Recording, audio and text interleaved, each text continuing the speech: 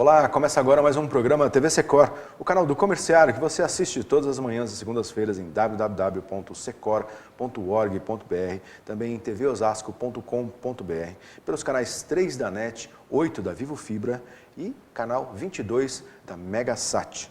Hoje nós vamos falar aqui com o coordenador do Espaço da Cidadania, o sindicalista, o diretor do Sindicato dos Metalúrgicos de Osasco e região, Carlos Aparício Clemente. Olá, Clemente, bom dia. Tudo bem, bom dia. Muito obrigado por reservar aí um espacinho da sua agenda para vir conversar aqui com o comerciário, com os trabalhadores e todos que estão nos assistindo em casa, viu, Clemente? Muito obrigado. Para mim, eu que agradeço os sindicatos comerciários de Osasco região. É um dos sindicatos que mais faz atividades ligados à cidadania, né, para a população, não só para os comerciários. Então, em áreas diferentes. Então, eu fico muito em casa vindo aqui. Muito obrigado pela participação. E também conosco o nosso diretor, Edson Bertoldo. Tudo bem, Edson? Tudo bem, Jefferson. Tudo bem, Clemente. Obrigado por estar vindo aqui no nosso programa TV Secor. E hoje você, comerciário e comerciária, vai ter uma verdadeira aula de inclusão com o nosso professor Clemente aqui, que é referência no Brasil nessa questão desse assunto. Pois é, inclusão de pessoas com deficiência, inclusão de trabalhadores com deficiência, é uma luta que o Clemente vem desenvolvendo há muitos anos, né, Clemente? Conta um pouquinho dessa luta. Hoje a gente falou, você hoje coordena o Espaço da Cidadania, que é uma ONG destinada a ações de inclusão, mas essa luta começou ainda na área metalúrgica, na área da metalurgia, como a defesa dos trabalhadores acidentados, não foi isso, Clemente? Na verdade, é uma luta que envolve a sociedade como um todo, né? Nós começamos de uma maneira mais sistemática no ano de 2001. Né? Até então, o que a gente via? O trabalhador acidentado com afastamento, com longos afastamentos, quando voltava para o trabalho, as empresas o rejeitavam. O próprio funcionário da empresa não queria de volta, arrumava desculpas, olha, não tem como ter essa pessoa aqui. Fazendo com que, de alguma maneira, a Previdência Social aposentasse a pessoa. E a pessoa não queria ser aposentada, a pessoa quer ser um cidadão por completo.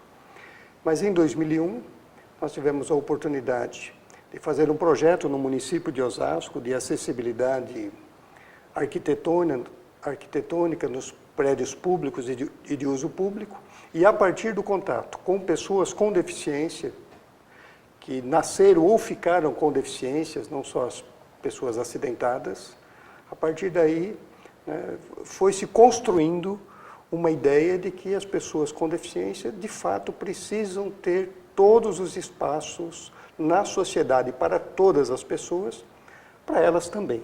E aí foi, de alguma maneira, nós fomos estudando o assunto, né, vendo o que tinha de pesquisas no Brasil, no censo demográfico brasileiro, nos registros da fiscalização do trabalho, nas condutas nossas de sindicatos, né, que os sindicatos também têm problemas quando falam em inclusão, nas empresas, e foi muito interessante. Hoje há um movimento em curso, onde muitos sindicatos estão trabalhando assim, de uma maneira assim, de derrubar barreiras que possam impedir a entrada das pessoas com deficiência, seja em qualquer empresa.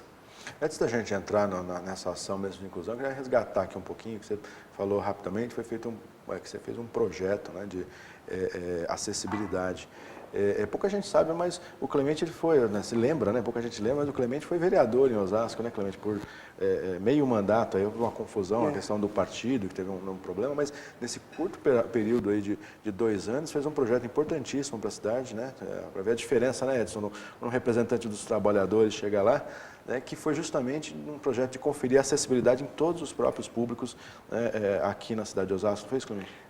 Foi no ano de 2001. O projeto foi aprovado às vésperas do Dia Nacional de Luta da Pessoa, foi sancionado às vésperas do Dia Nacional de Luta da Pessoa com Deficiência no ano de 2001 e foi sancionado no Teatro Municipal da cidade, né, com o teatro lotado. Mas a gente percebeu a inclusão na Câmara, um dia que a gente fez uma audiência pública na Câmara Municipal. Chegou várias pessoas em cadeira de rodas para participar da audiência, não conseguiram entrar na Câmara, né? Então foi interessante, é um senhor que guardava carros, né? Guardava os carros na frente da Câmara, ele garantiu a acessibilidade. Arrumou uma tábua numa obra em frente à Câmara, aquela tábua virou rampa e as pessoas com deficiência conseguiram entrar dentro da Câmara. Então, as lições de inclusão, de acessibilidade, a gente tem em todos os locais, por todas as pessoas. Mas foi bastante interessante aquele momento, tá? Porque ao ser aprovado a lei, a gente percebeu que a lei, muitas vezes, a lei não sai do papel. Ela sai se tiver envolvimento da sociedade, né? E a gente percebe que hoje a sociedade está com uma grande, um grande desejo de fazer com que a inclusão aconteça. Esse desejo, de que, de fato, as pessoas sejam respeitadas nos locais que elas estiverem. Essas pessoas podem ser pessoas com deficiência, essas pessoas podem ser mulheres, essas pessoas podem ter cor de pele diferente da gente, podem ter, professar religiões diferentes, mas as pessoas querem ser respeitadas como cidadãos. E acho que a gente tem que tocar esse papel. Agora, e como é que nasceu o Espaço da Cidadania, Clemente, a organização que você comanda lá, que você coordena? Que é uma ação voluntária, não tem personalidade jurídica, né? Nasceu no ano de 2001, justamente num período que a gente foi vereador na cidade, e a ideia inicial era discutir políticas públicas para a apresentação de projetos que interessassem ao município de Osasco. A ideia foi essa. Mas menos de 3 meses depois de criado o Espaço da Cidadania, ele foi naturalmente focando deficiência e sociedade no primeiro momento, que é pensar espaços públicos, acessibilidade, ônibus adaptados, e até o final do ano de 2001, ele já estava focando trabalho, né? Então, olha, é necessário as pessoas com deficiência ter espaço no trabalho. Tem uma lei, né, que não saía do papel, a lei era de 1991, uma lei nacional, a gente estava ali no ano de 2001, 10 anos depois, a lei praticamente, né, ela não vingava, e nós fizemos a lei vingar, pelo menos começar a vingar, se tornar efetiva aqui nessa região. A lei que você diz? A lei de cotas, que prevê que as empresas com 100 ou mais funcionários têm que ter pessoas com deficiência nos seus quadros. Tá? Tanto é que as primeiras multas no país de descumprimento da lei que o Ministério do Trabalho fez foi em Osasco, né? O maior banco privado brasileiro, a primeira multa que ele tomou no país foi em Osasco, o Bradesco, né? Em outubro de 2003. Né? E as 16 primeiras empresas no país, as primeiras multas em março de 2003, aqui em Osasco, né? Aqui abriu-se um caminho importante para que, de fato, a gente começasse a vencer este preconceito em relação a uma pessoa com deficiência ser contratada e não dar conta do recado. Porque no fim era isso, acho que a pessoa não vai dar certo, não conseguiu-se devagarzinho vencer esse tabu. Agora, a lei de cotas, a gente até mencionou isso aqui no programa da semana passada, né, com a participação, né, da coordenadora da CUT, dos programas de inclusão. Ela foi criação de um artigo na Lei de Previdência Social, né? Graças a esse artigo que hoje nós temos assim, a Lei de Cotas, é isso mesmo? A Lei de Cotas, ela é o artigo 93 da Lei da Previdência Social, 8.213 de 1991, né? Porque a lei, de uma maneira geral, ela vai tratar da estrutura da Previdência Social. Tem uma parte da lei que vai falar sobre a reabilitação de acidentados, tá? E tem um artigo da lei que vai obrigar com que as empresas, as maiores empresas, né, com 100 ou mais funcionários, então essas empresas têm que reservar um percentual de vagas a trabalhadores com deficiência e pessoas que vieram dos programas de reabilitação profissional. Tá? Então, essa lei, ela existe na versão atual desde 1991, mas na parte de reabilitação, de garantir vagas para a reabilitação, existe desde 1960 no Brasil e nunca foi cumprida. Tá? Então, de 1960 a 1991 existia uma lei dentro da Previdência que obrigava a reservar vagas para as pessoas readaptados de longos afastamentos do trabalho. Nunca foi cumprida, nunca, na história, né, desses 31 anos. E a lei de cotas, então, ela vem já na lei atual da Previdência Social e começou a ser cumprida em Osasco, e hoje a gente percebe, né, que a região de Osasco, de alguma maneira, talvez começou muitos debates com sociedade, empresas em relação a isso, e hoje a lei ela tem hoje já uma discussão nacional dela, mas a gente percebe também que mesmo se a lei de cotas fosse cumprida, todo mundo cumprisse, o serviço público cumprisse a lei, que a lei também prevê que todo concurso público, federal, estadual ou municipal, tem que se reservar vagas a pessoas com deficiência no concurso. O setor público no Brasil não cumpre 10%, aliás, não cumpre 7% do que prevê a lei.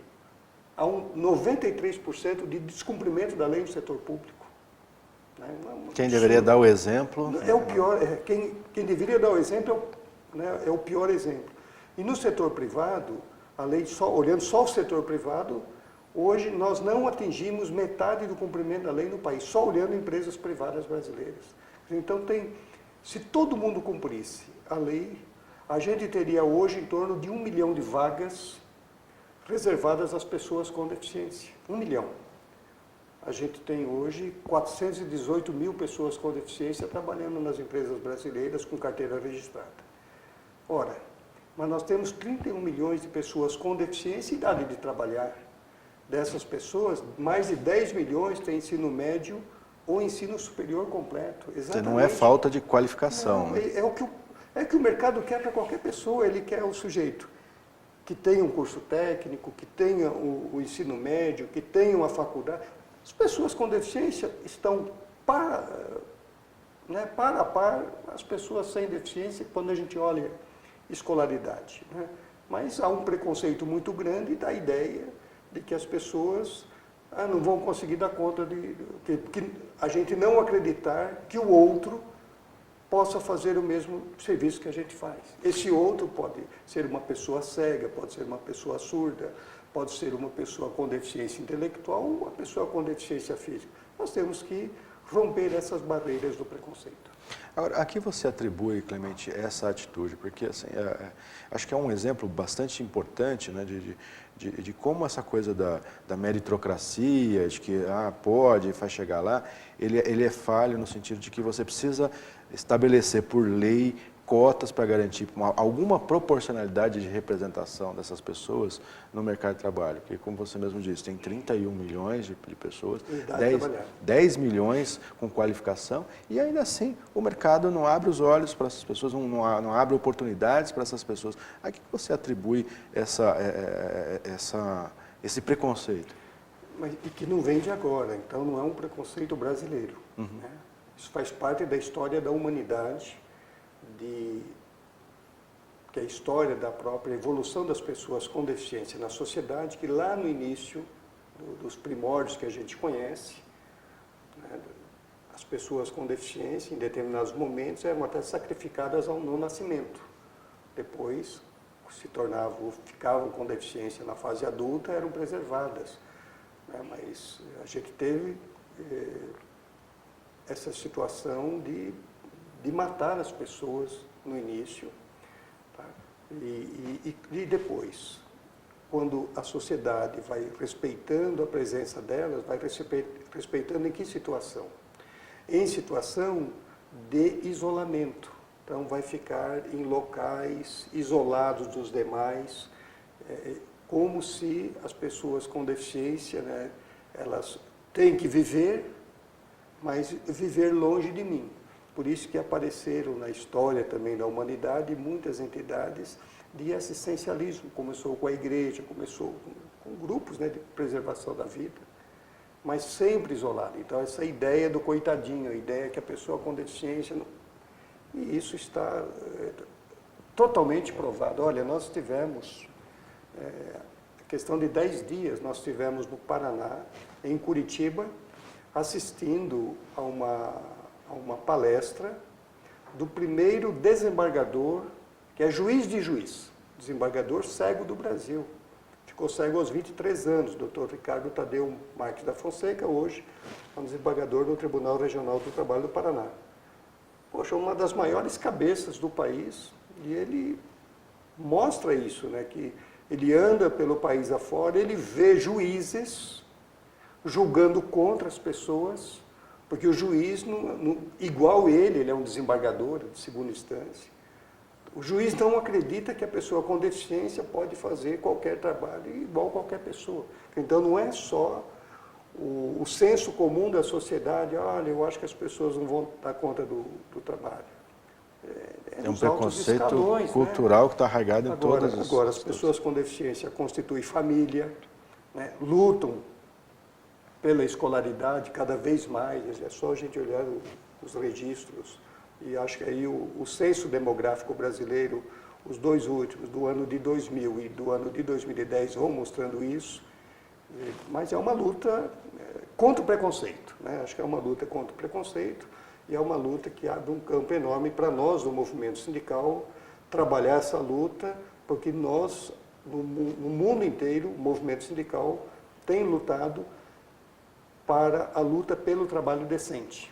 Né? Então, a gente fazer a defesa do trabalho decente. O trabalho decente é aquele trabalho sem escravidão, um trabalho que todos possam ser iguais no trabalho, independente de sexo, cor, idade, né? E lutar pela inclusão da pessoa com deficiência no trabalho é um dos campos que valoriza o movimento sindical na luta pelo trabalho decente e valoriza as empresas que respeitam as pessoas com deficiência. Eu conheço muitos exemplos, mas muitos exemplos bacanas mesmo de empresas que são empresas fantásticas na inclusão, né, e empresas de fundição, empresas de forjaria, empresas do ramo alimentício, empresas de várias áreas, né, que hoje são exemplos e cada vez passam a contratar mais pessoas com deficiência porque descobriram um nicho de ter um trabalhador igual a qualquer outro trabalhador, mas que possa dar para ela assim um rendimento, inclusive social, no trabalho. Agora, em função desse trabalho de inclusão que você desenvolve, que os sindicatos metalúrgicos desenvolvem, as metalúrgicas de Osasco estão as que, entre todas as empresas do país, as que mais empregam pessoas com deficiência, é isso mesmo? Nós começamos a fazer, o sindicato começou a desenvolver uma pesquisa no âmbito da categoria no ano de 2006. Soltamos uma primeira junto com o Ministério do Trabalho. É interessante, porque o Ministério do Trabalho, antes tinha fiscalização aqui, hoje está desmontado, né? O Ministério do Trabalho não tem gente para fiscalizar a empresa, não tem gente para fiscalizar acidentes graves, acidentes fatais. Uhum. Vai nos locais quando já está, vamos dizer, tudo arrumado, esperando o fiscal chegar. Tá? Mas esse mesmo Ministério tem feito com a gente uma pesquisa anual, então eles participam com a gente. Começamos em 2006, fizemos 12 anos seguidos, né? Até o ano passado, faremos a 13ª pesquisa agora, e a gente tem percebido que a cada ano aumenta a presença de empresas contratando pessoas com deficiência. E tem um detalhe interessante, há uma rotatividade nos empregos, mas há uma rotatividade de empresas também. Empresas que passam a ter mais de 100 funcionários, depois caem, empresas que mudam, empresas que chegam, e a pesquisa vai mostrando essa situação, né? Mas é metalurgia, a gente acredita que não há nenhuma justificativa para nenhum tipo de empresa não contratar. Tá?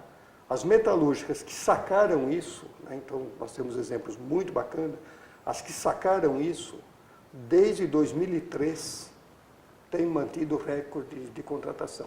Claro, tem outras que vão fazer obrigada, mas a maioria que sacaram isso hoje, tem gente, estão sempre acima do cumprimento do que prevê a lei e tem fila de espera de gente com deficiência querendo trabalhar nessas empresas. Será coincidência que, por acaso, tem um ótimo desempenho de mercado também? São aquelas que menos dificuldades, né? O maior fabricante de autopeças do país fica aqui, em Taboão da Serra, na base do sindicato. Maior fabricante do país. Ele, desde 2013, ele tem ficado acima da média. Olha, foi desenvolvida uma cartilha, né, que está sendo utilizada, uma cartilha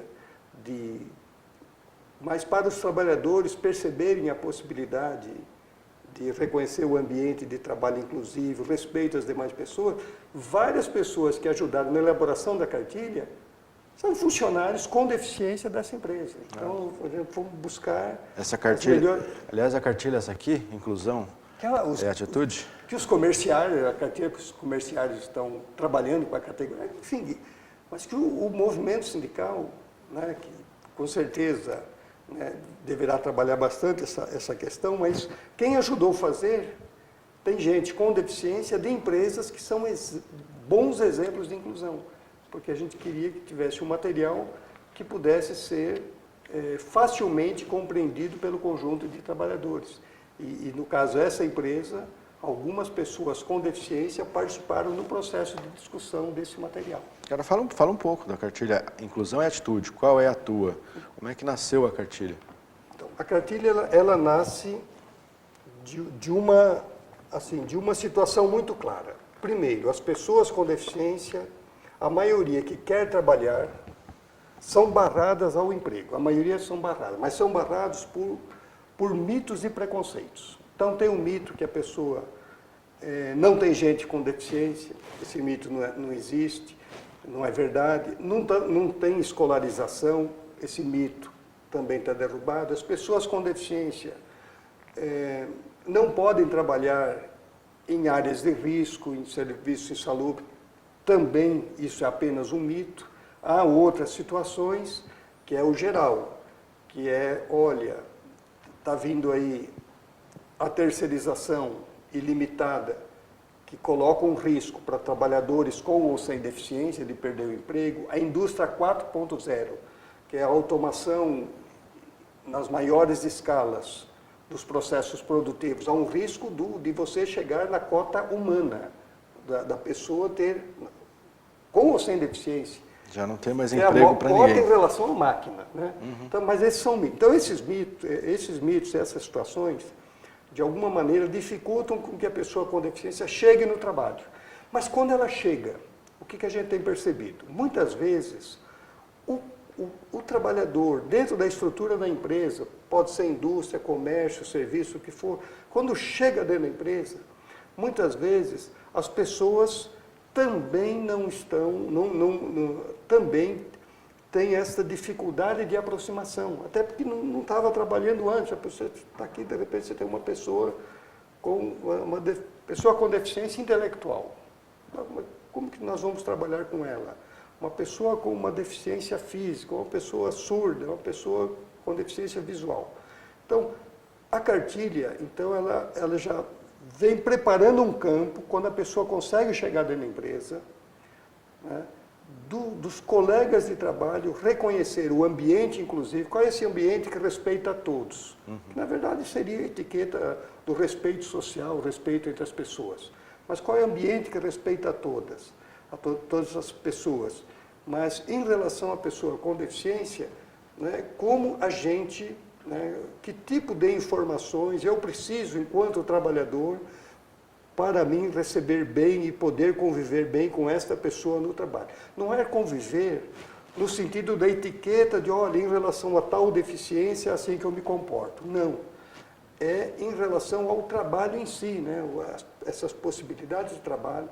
Tanto é que é incrível, porque é uma cartilha que tem de bolso, né, tamanho pequeno, é de bolso, tem 40 páginas, na verdade 38 páginas. Foi feito por 42 pessoas e que trabalharam mais de 6 meses direto nesse projeto, de forma voluntária. Tem gente da área sindical, tem gente de empresas, tem gente da área de governo, tem gente da área de escolas, mas a ideia não era produzir um material técnico, mas um material muito simples, de fácil reconhecimento e empoderamento das pessoas. Então, é uma cartilha para empoderar algumas dicas de como a pessoa poder se relacionar com os demais.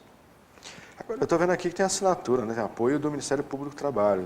É uma ação que envolve outras instituições, tem procurado trazer outros parceiros aí para... A cartilha ela foi lançada em torno do Dia Nacional de Luta da Pessoa com Deficiência. Ela foi lançada em São Paulo e no Paraná. Teve 3 lançamentos. A cartilha ela foi, muitas pessoas não sabiam da existência dela, até porque é tudo um projeto voluntário. Mas ela sai, quando o pessoal começou a descobrir o que tem nela, então eu vou pegar aqui. Eu tenho, por um lado, 26 sindicatos, entidades que já abraçaram a cartilha, os comerciários de Osasco é uma das entidades que estão junto com a gente nessa luta, e 26 entidades que estão ali. A propósito, quem quiser mais informações, quem quiser buscar exemplares da cartilha, como é que faz o contato com vocês, Clemente? No Espaço da Cidadania ou nas entidades que são parceiras do projeto. O Espaço da Cidadania tem um site, tem um telefone? Tem um site, www.ecidadania.org.br. Ok. Né?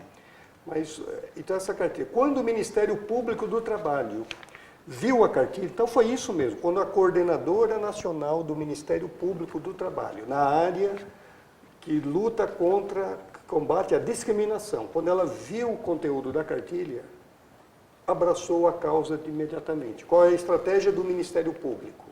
Levar a cartilha para os procuradores do Ministério Público do Trabalho que atuam no cumprimento da lei de cotas. Tá? Então, eles vão espalhar para os procuradores, tá? E para a gente é bastante interessante isso, porque o Ministério Público tem sido um parceiro nessas causas, né? Às vezes o Ministério do Trabalho, por exemplo, ele não chega no setor público. Mas o Ministério Público do Trabalho... O Ministério Público do Trabalho chega, né?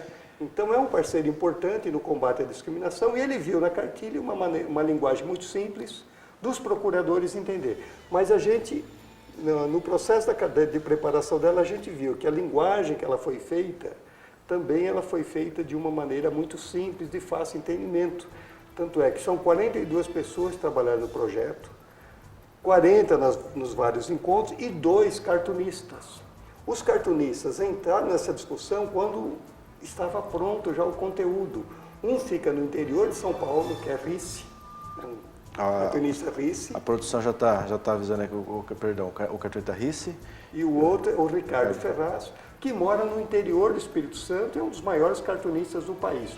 Todo mundo abraçou o projeto e ela começou a virar realidade e vai entrar numa fase digital a ser lançada em 23 de novembro. Infelizmente, a gente gostaria muito de continuar falando aqui. Edson, como você disse, uma aula de inclusão, né, Edson? Uma aula de inclusão, e fica a dica aqui para o Espaço da Cidadania, acessa o site e pega a sua cartilha.